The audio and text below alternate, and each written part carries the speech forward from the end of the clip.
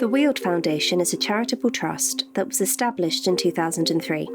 Its primary objective is to preserve and restore historically significant military vehicles and equipment, especially those from the First and Second World War. Its mission is to educate the public about the history of these vehicles and their role in military conflicts. The Weald Foundation's collection is a rare and unique assembly of working vehicles, both armoured and soft-skinned, and is regarded as one of the finest collections of its kind in the world. We don't have long on this earth, and all we can do within that time is actually ensure that we make a mark in some way. And you put that into the realm of the Weald Foundation. We want to make a mark so that people would think of the Weald Foundation as being a centre of excellence, striving for absolute authenticity, absolute accuracy.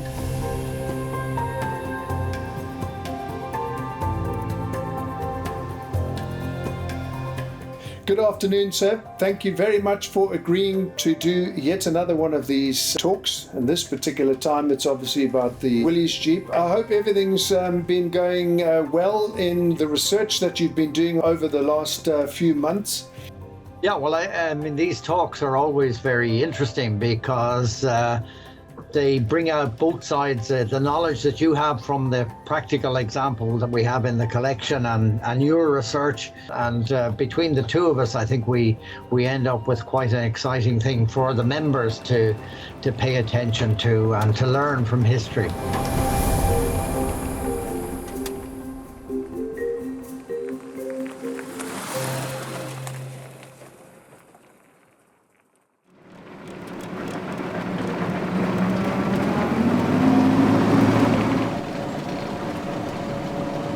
When you see what's in the collection, the first question people ask is, why a Willys? And from my own perspective, the reason we have a Willys in the collection is because of its simplicity. Because it was made on such a vast scale, that shows how well organized the Americans were in the Second World War. When I first came to the UK, I couldn't believe that you could actually collect military vehicles. I simply could not believe that. And as a result of realizing that, I said, I've got to get hold of a Willys Jeep. There were lots of Willys around at the time, but I'd never managed to get the opportunity to see one that was very original, or one that was actually complete and that hadn't been restored by, let's say, an enthusiast. And one turned up on an auction site. And at that time, Willys Jeeps were going for something like £1,500, £2,000. But the opportunity was there for us to actually get hold of a Willys Jeep for £5,000. Now, £5,000 then, okay, we're talking late 1990s, was a lot of money for a Willys Jeep, but this was complete. Since you and I started looking into the actual history behind this vehicle, it is absolutely fascinating. In fact, it's probably more fascinating than a lot of the other vehicles or, let's say, development projects that we've been looking at to date. This is absolutely amazing. Yes, it is, because the sheer volume of these Jeep vehicles is just astounding. And they were all very, very reliable, so one doesn't hear much about them. They just were churned out, they did their job, end of story. And the total number that was actually produced, that's 600,000, 620,000 or something? During the war, I mean, they started production towards the end of 1941, and they produced just short of 650,000 of them. What would an opposing vehicle be, or its, let's say, equivalent in the German army have been at that time?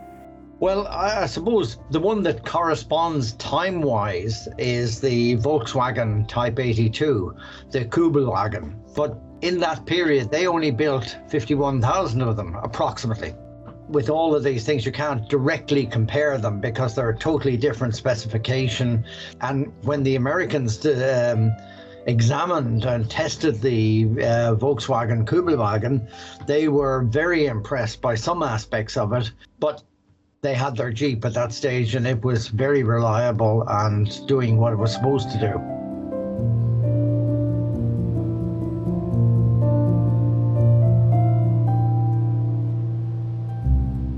How many cars were there as a ratio for people in the US compared to Germany? I think it was 3 or 5 to 1. Yes, it was very significant, yeah.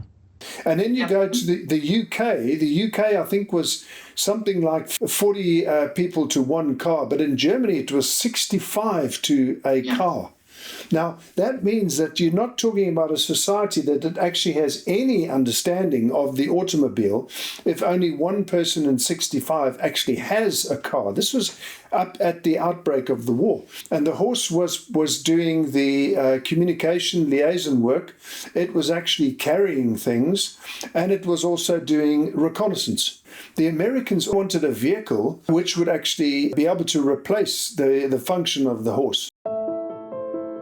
The Americans had a slight insight into what was going to happen because they had seen the revolution created by Ford with the Model T. And it was very clear to everybody that the minute a farmer got a chance to buy a Model T or a Model T truck, the horses disappeared. If guys as sensible as farmers don't want to be bothered with the horses, why should the army? And that influenced the situation. The thing was completely different in Germany right to the end of the war. Most of the German infantry divisions were totally dependent on horse-drawn transport. And we have an example of a Ersatzfeldwagen, the horse-drawn wagon downstairs in the collection. So the car was not as important in the overall sense. Of course, German propaganda was very well developed, so they showed all this lovely mechanization and so forth, but it really was on a smaller scale. There was a very famous automobile engineer, Delmar Roos, who had worked for Studebaker for a very long time. He, in 1936, took a sabbatical and went to live in England. When he was in England, he was obviously closer to what was developing in Europe, and he became convinced that there was going to be a war before very long. So in beginning of 1938, he went back to the States, and he had been approached by Willys to go and help them develop a small passenger car. So he leaped at the opportunity. When he got to Willys, he discovered that they were still using an engine that they had developed back in 1926, which was only 26 horsepower and had become rather unreliable. He took this engine and he ran it at 3,400 RPM, which was effectively flat out, for 22 hours before it completely failed. And then he said, "This is rubbish, we have to change this." So he, over a couple of months, worked on it, and the next time it was tested after all the changes that he made, it was run at 4,000 RPM and it ran without a problem for 100 hours. Wow. Was this the same engine? Essentially the same engine, but with improved bearings, with improved aluminium pistons, with all sorts of little tiny details that make all the difference between something that's average and something that's good. So Willys had this engine, this 60 horsepower reliable engine.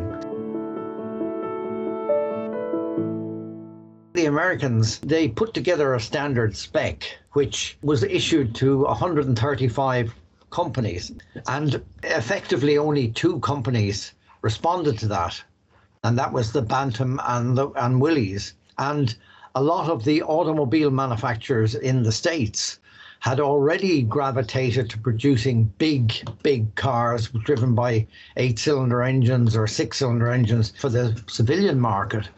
And they weren't interested in the Army spec, which was for effectively a small vehicle. And the other thing that killed off responding was that the Army said, if you're responding to this competition, you have to manufacture a prototype. And how many was it? Exactly. It was 70 in 75 days. Which would never have been achieved in Germany, ever. The Willys then nearly failed because the very strong stipulation in the military specification for the contract was that the vehicle could not exceed 980 kilos. The first prototypes were around about 1,200. But this guy, Delmar Roos, he did the same job then on the overall configuration, and they pared it back until it hit 987 kilos, and it was accepted at that. But the sort of lengths that he went to get it right was reducing the bodywork as much as possible, and even being very careful about the paint that was used in order to get it down to meet the specification. And then the testing was very successful. Yeah, I think the field trials, they were actually, the Willys completed it in half the time. Yes, absolutely. They were able to drive flat out at 88 kilometers an hour, which is 55 miles an hour, which is phenomenal.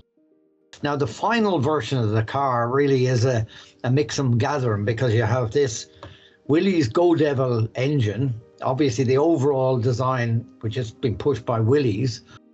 You had the differential coming from the Bantam, because it was proven to be good, and Ford had designed a body. So the final kind of Jeep is a mixture of all three. For you, what's your perspective on the Willys then being part of the collection? Oh, I think it's absolutely vital. It's fantastic. You can't tell the story about this production any other way. Well, another alternative would be to get a Sherman and have a Sherman to show how they did the same thing with the Sherman. But then there's 50, 60 variants of the Sherman that would have to be covered to do it well. So I think that the Willys is actually a marvelous thing to have. It's a very interesting vehicle, and they were used by everybody because they were used, the Germans, whenever they captured them, they had them in service, and they liked them a lot. You said to me once that the Willys Jeep that we have is actually a very reliable vehicle. And far more fun to drive than absolutely anything else that we have.